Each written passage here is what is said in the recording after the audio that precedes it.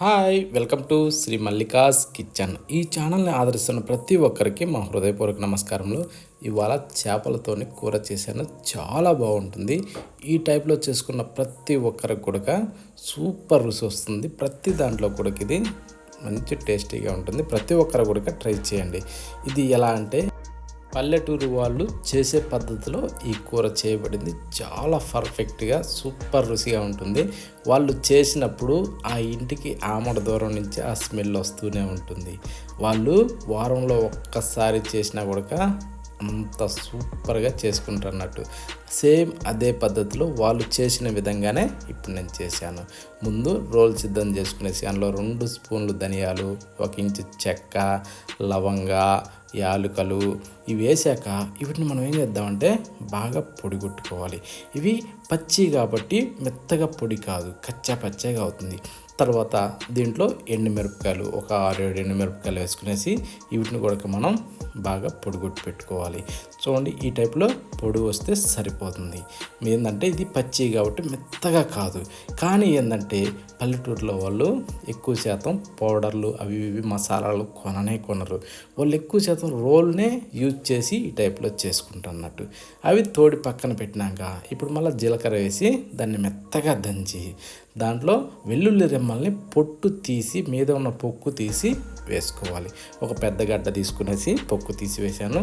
దాన్ని మెత్తగా దంచి ఆ తర్వాత ఒక పెద్ద సైజు ఎర్రగడ్డ తీసుకునేసి దాన్ని కూడా అదేవిధంగా మెత్తగా దంచుకోవాలి.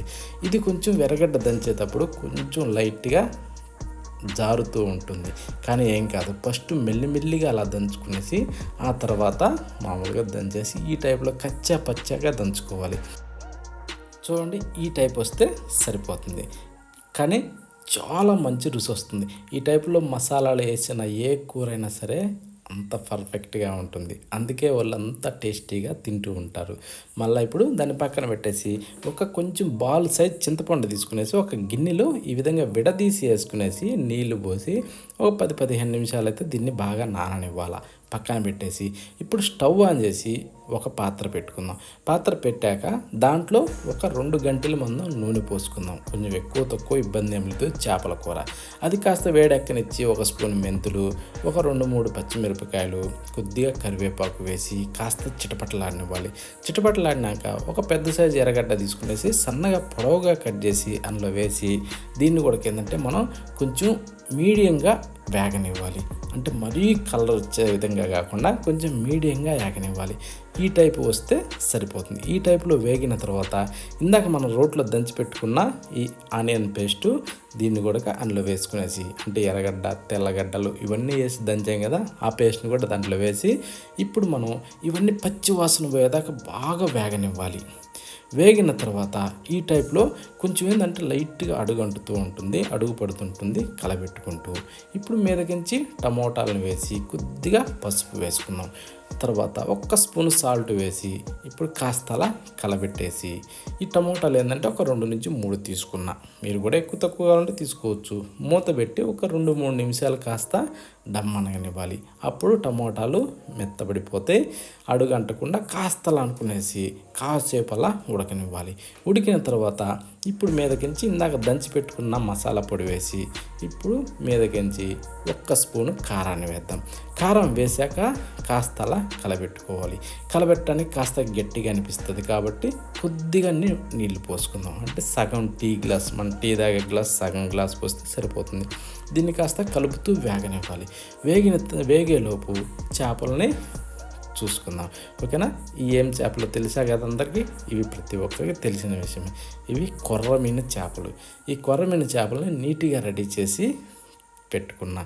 ఇప్పుడు వీటిని దానిలో వేసేద్దాం ఈ పేస్ట్లో. ఓకేనా?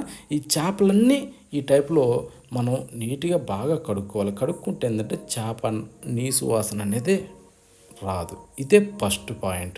ఓకేనా? చాలామంది చేదు వస్తాయి అంటారు. చేదు కానీ అసలు ఏది కూడా రాదు. ఎంత ఏంటంటే లోపల ఉన్న చెత్త అంతా నీట్గా తీసేసేయాలి. మీద పులుసులు కూడా నీట్గా తీసేసుకోవాలి. ఇప్పుడు వేసాక కాస్తలు అనేసి మూత పెట్టి కాసేపు డమ్మనిగేలోపు చింతపండు పిసికి రెడీ చేసి పెట్టుకుందాం. ఓకేనా? ఇప్పుడు మూత తీసి చూసి అడుగు పట్టకుండా ఇప్పుడు మనం కాసేపు అలా తిప్పదాం. ఎందుకంటే అడుగున అతుక్కుంటుంది అన్నట్టు. అతుక్కోకుండా కాసేపు అలా తిప్పి ఇప్పుడు మనం ఏం చేద్దామంటే ఇందాక అంటే రెడీ చేసి పెట్టుకున్న చింతపండు రసాన్ని అందులో వేసేసుకుందాం. వేసుకునేసి ఇప్పుడు కాస్త అలా అనేసి ఇప్పుడు అదే చింతపండుని రెండోసారి కూడా ఇంకాసేపు కొద్దిగా నీళ్లు పోసి అలా పిసికి అందులో వేసేసి రుచికి సరిపడా సాల్ట్ వేసుకుందాం. సాల్ట్ చూసుకునేసి రుచికి సరిపడా వేసుకునేసి ఇప్పుడు కాస్త అలా తిప్పి మళ్ళీ మూత పెట్టేసి ఒక 10 నిమిషాలు అయితే దీన్ని బాగా ఉడకనివ్వాలి. 10 నిమిషాల నుంచి 15 నిమిషాలు అంటే మనం పెట్టే మంటను బట్టి, మనం తీసుకున్న కంటెంట్ని బట్టి. ఓకేనా? ఇప్పుడు ఏంటంటే 10 నిమిషాలు సరిపోయింది అన్నట్టు ఈ కూరకు నేను చేసిన దానికి. ఉడికిన తర్వాత గంటి పెట్టి కలబెట్టకుండా ఈ టైప్లో తిప్పుకోవాలి. తిప్పిన తర్వాత మీదకించి కొత్తిమీర చల్లుకుందాం. అది ఆప్షన్, మీకు అవసరం ఉంటే వేసుకోవచ్చు, లేదంటే లేదు. ఓకేనా? కొత్తిమీర వేసాక కాస్త అలా తిప్పుకోవాలి. కానీ గంటి పెట్టి మాత్రం ఎక్కువ శాతం పస్సా కలబెట్టకూడదు.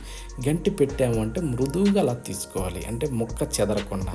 ముక్క చెదిరితే ఏంటంటే తినడానికి అంత ఇంట్రెస్ట్ అనిపించదు. చూడండి, పులుసు కూడా చిక్కబడింది, ముక్క కూడా సూపర్గా ఉడికింది. ఓకేనా? ఈ విధంగా చేసుకుంటే ఏంటంటే మంచి రుచి వస్తుంది. మంచి స్మెల్తో, మంచి కలర్తో ఎట్లా ఉంటుందంటే తింటుంటే అంత బాగుంటుంది. ప్రతి ఒక్కరు కూడా ట్రై చేయండి. ఈ టైప్లో మన పల్లెటూరులో పెద్దమ్మలు ఎంత బాగా చేస్తారంటే అంత బాగా చేస్తారు. ఓకేనా? మళ్ళీ